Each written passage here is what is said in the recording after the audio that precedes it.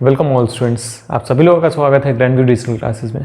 आज हम लोग एक नए चैप्टर की शुरुआत करेंगे जिसका नाम है साउंड।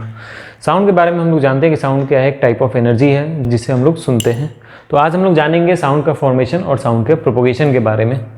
चलिए देखते हैं यहाँ पे कि साउंड क्या है। साउंड यहाँ कह रहा है कि sound is a form of energy. Energy कहने का मतलब ये क्या है, ऊर्जा है। ठीक है, just like heat energy, light energy, potential energy and kinetic energy. अलग अलग फॉर्म्स ऑफ एनर्जी जब हम लोग पिछले क्लास में पढ़े होंगे कि अलग अलग टाइप्स ऑफ एनर्जी होते हैं, तो उसमें हम लोग पढ़े थे कि light energy, heat energy, kinetic energy, mechanical energy जिसको बोलते हैं, वो अलग अलग फॉर्म्स ऑफ एनर्जी थे। उसी में से एक था हमारा साउंड एनर्जी। तो आज हम लोग साउंड के बारे में पढ़ेंगे कि कैसे ये प्रोपोगेट होता है, कैसे ये उत्पन्न होता है।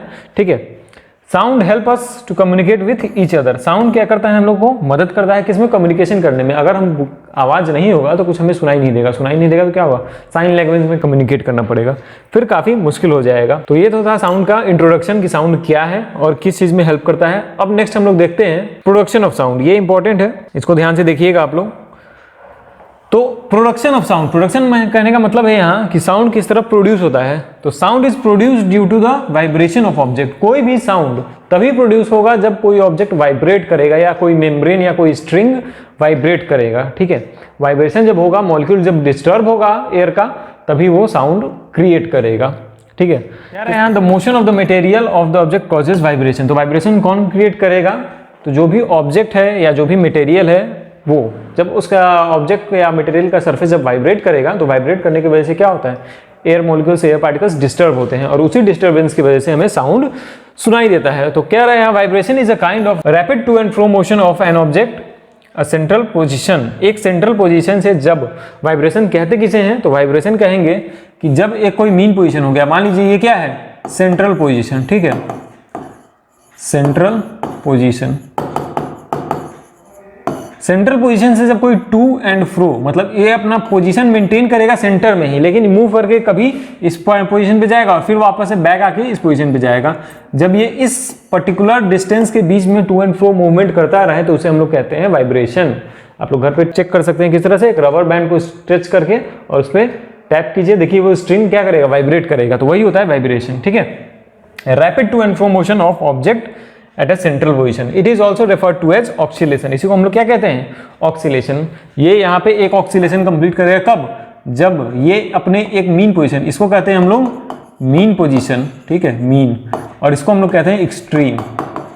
तो किसी भी कितना होगा, दो एक्सट्रीम होगा, इसको नाम देते थे ए, इसको दे देते हैं बी, और इसको हम लोग सेंटर सी। ठीक है, जब सेंटर से ये ए की तरफ मूव करेगा और फिर ए से बी की तरफ मूव करके वापस से अपने सेंटर पे आएगा, तब हम लोग कहेंगे कि इसने अपना एक ऑक्सीलेशन पूरा कर लिया है। यानी कि एक कंप्लीट पाथ जो था इसका, यहां से लेके वापस आने तक का, वो पूरा कर लिया है।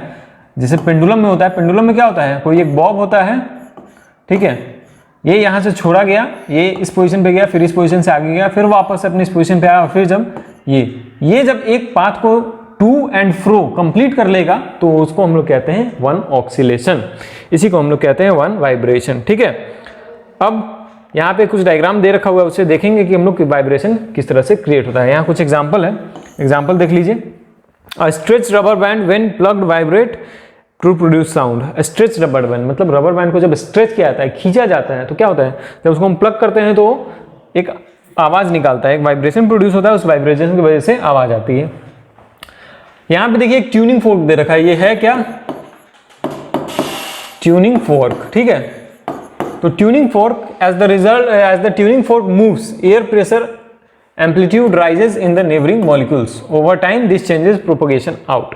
ट्यूनिंग फोर्क को जब हम टैप करते हैं, ठीक है, जब हम किसी चीज को टैप करते हैं, या ट्यूनिंग फोर्क का एग्जांपल दे रखा है, जब हम इसको टैप करेंगे तो क्या हो रहा है, देखिए यहाँ पे ये इस डायरेक्शन मूव कर रहा है, फिर वापस अपने पोजीशन पे आ रहा है, फिर मूव कर रहा है। तो इसके इस मूवमेंट की वजह से, ठीक है, यहाँ पे जो दे रखा है, इसके इस मूवमेंट की वजह से क्या हो रहा है, इसके इस मूवमेंट की वजह से एयर पार्टिकल्स जो है, एयर मॉलिक्यूल्स जो है, वो भी मूव कर रहे हैं, वो भी वाइब्रेट कर रहे हैं। ठीक है, यहाँ पे देखिए किस तरह से एक यहाँ पे पार्टिकल क्या है, डेंस है, और यहाँ पे क्या है, रेयर है। ठीक है, फिर यहाँ पे क्या हो गया, डेंस हो गया। मतलब ये क्या हो रहा है कि जब धक्का देगा उसको इधर, तो ये सारे पार्टिकल्स क्या होंगे, ये एक डायरेक्शन में मूव करेंगे, एक डायरेक्शन में मूव करेंगे तो सब क्या होगा, कंप्रेस हो जाएगा। फिर ये पार्टिकल्स अपने पोजीशन पे आएंगे और फिर यहाँ के जो पार्टिकल्स हैं, मान लीजिए यहाँ एक पार्टिकल है, यहाँ एक पार्टिकल है, यहाँ एक पार्टिकल है, यहाँ एक पार्टिकल है, तो ये पार्टिकल क्या हुआ, यहाँ पे आया। यहाँ पे आने के बाद यहाँ पे ज्यादा पार्टिकल्स हो गए, ठीक है। यहाँ के पार्टिकल्स जब सेकंड पोजीशन पे जाएंगे तो सेकंड पोर्शन क्या होगा, डेंस हो जाएगा और ये पोर्शन खाली हो जाएगा। फिर जब ये अपने पोजीशन पे जाएगा तो ये वाला पार्टिकल आगे बढ़ेगा, आगे बढ़ने पे क्या होगा, ये पोर्शन खाली हो जाएगा और यहाँ पे फिर डेंस हो जाएगा। फिर ये अपने पोजीशन पे जाएगा और ये वाला पार्टिकल आगे बढ़ेगा। इसी तरह से एक कंप्रेशन और रेयरफैक्शन का बनते चलता है सेगमेंट, ठीक है। तो यहाँ पे देखिए, यहाँ पे पार्टिकल्स क्या है, डेंस है, फिर क्या है, पार्टिकल्स कम है, फिर पार्टिकल्स डेंस है। तो जहां पे पार्टिकल ज्यादा कंप्रेस है उसको हम लोग कहते हैं कंप्रेशन, और जहां पे पार्टिकल्स कम है उसको हम लोग कहते हैं रेयरफैक्शन। तो इसी तरह से क्या होता है, साउंड आगे तरफ प्रोड्यूस करता है, प्रोपोगेट करता है और साउंड हमें सुनाई देता है। इसी तरह से साउंड का क्या होता है, प्रोडक्शन होता है। ये सिर्फ ट्यूनिंग फॉर्क के केस में नहीं है, ये किसी भी मटेरियल के केस में है, ठीक है। अब देखिए यहाँ, as the tuning fork moves in the opposite direction, air pressure amplitude falls in the neighbouring molecules, over the time this changes propagates out, ठीक है।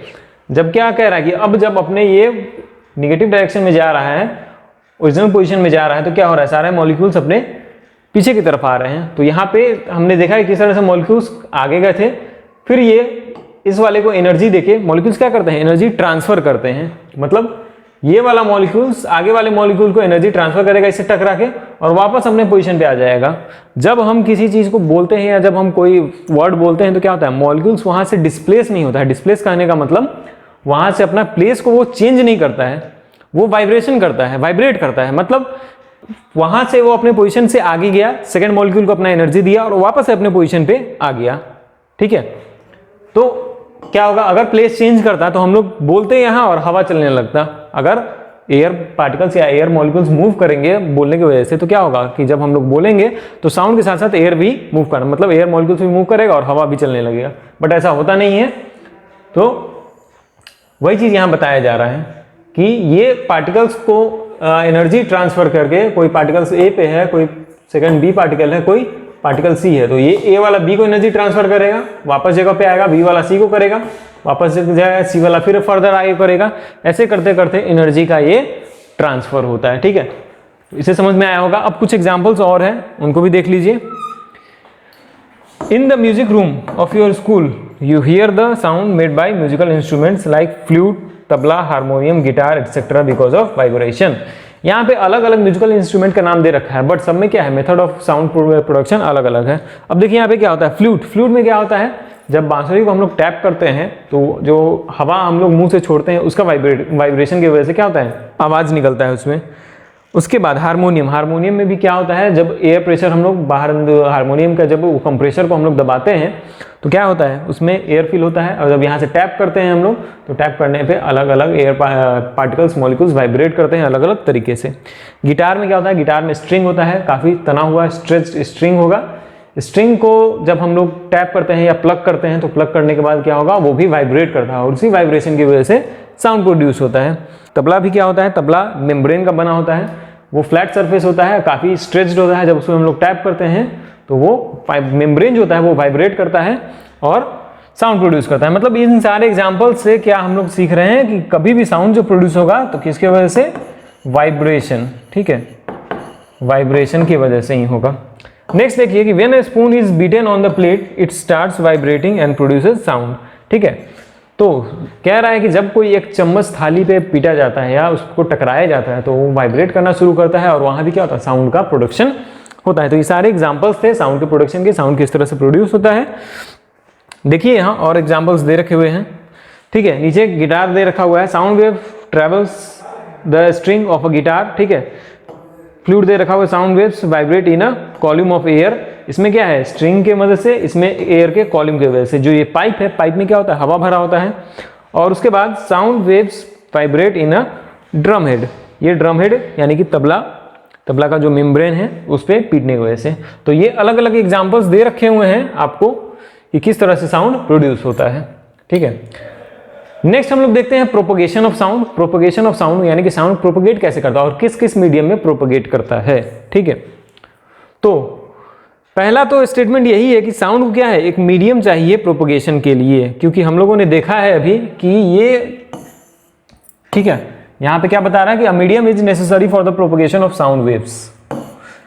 क्यों? क्योंकि हमने देखा है कि साउंड क्या होता है, वाइब्रेशन की वजह से सुनाई देता है। वाइब्रेशन जो एनर्जी है वो एनर्जी कैसे ट्रेवल करेगा, किसी न किसी मॉलिक्यूल्स या किसी न किसी पार्टिकल्स के थ्रू ही वो ट्रेवल करेगा। एयर रहेगा तो एयर के पार्टिकल्स के थ्रू, वाटर रहा तो वाटर के पार्टिकल्स के थ्रू, या सॉलिड रहा तो फिर सॉलिड के पार्टिकल्स के थ्रू। ठीक है, यहाँ पे देखिए उसी तरह से दे रखा हुआ है, यहाँ पे क्या बन रहा है, ये कंप्रेशन जोन बन रहा है और यहाँ पे रेयरफ्रैक्शन। तो इस तरह से क्या होता है, साउंड पार्टिकल्स मूव करता है, मतलब कंप्रेशन रेयरफ्रैक्शन कंप्रेशन रेयरफ्रैक्शन कंप्रेशन रेयरफ्रैक्शन। ये आगे सीरीज कंटिन्यू करेगा, कब तक, जब तक हमारे कान में सेम वेव न पहुंचे। अब यहाँ पे देखिए हो क्या रहा है, तो the matter of the substance through which sound is transmitted is called a medium. ये मैटर हो गया और एयर क्या हो गया हमारा, मीडियम हो गया, मतलब एयर पार्टिकल जो हो गया वो medium of transportation of air हो गया। ठीक है, the medium can be solid, liquid and और गैस। मीडियम क्या हो सकता है, सॉलिड हो सकता है, लिक्विड भी हो सकता है और गैस भी हो सकता है। Sound can not travel in vacuum, a true vacuum refers to the complete absence of matter. Vacuum कहने का मतलब है खाली स्पेस, जहां पे कोई मैटर ही ना हो, ना एयर पार्टिकल्स हो ना कुछ हो, वहां पे क्या करेगा, साउंड ट्रेवल नहीं करेगा। क्यों? क्योंकि एनर्जी को ट्रांसफर करने के लिए कोई पार्टिकल्स ही नहीं है वहां पे मौजूद। इसीलिए स्पेस में या मून पे क्या होता है, साउंड एनर्जी को हम लोग को रेडियो वेव में कन्वर्ट करके, और रेडियो वेव वैक्यूम में ट्रेवल कर सकता है, तो फिर हम लोग को आवाज वहां से स्पेस से आता है। क्यों? क्योंकि हम लोग साउंड एनर्जी है, जो साउंड का वेव है उसको हम लोग कन्वर्ट करते हैं रेडियो वेव्स में, और फिर रेडियो वेव से हम लोग सुनते हैं। ठीक है, तो यहाँ पे देखिए हो क्या रहा है, यहाँ पे कंप्रेशन का जोन है तो यहाँ पे ग्राफ जो है ये ऊपर गया, फिर रेयरफ्रैक्शन का जोन है तो ये फिर नीचे आया, फिर जब कंप्रेशन का जोन बन रहा है तो फिर ये ऊपर जा रहा है। मतलब ये क्या हो रहा है, एक वेव को क्रिएट कर रहा है, इस तरह से एक वेव क्रिएट हो रहा है। अब ये वेव कहां तक जाएगा, हमारे ईयर तक जाता है। ठीक है, ये हमारा ईयर है, ह्यूमन ईयर, यहां तक ये वेव जाएगा।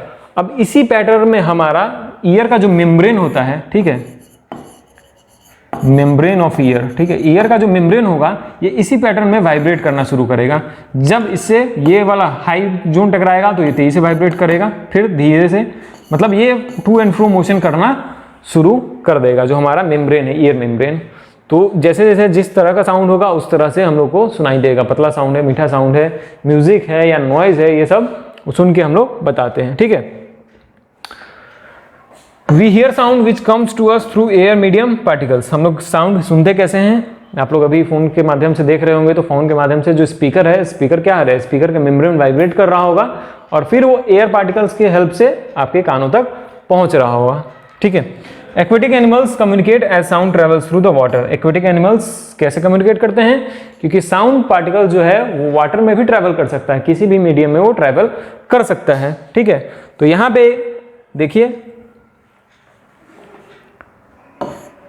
ये जोन दे रखा हुआ है। अब इसमें हम लोग देखेंगे कि वेवलेंथ कहते हैं किसको है, एम्पलीट्यूड किसे कहते हैं। तो अभी पहले हम लोग जोन को देख लेते हैं।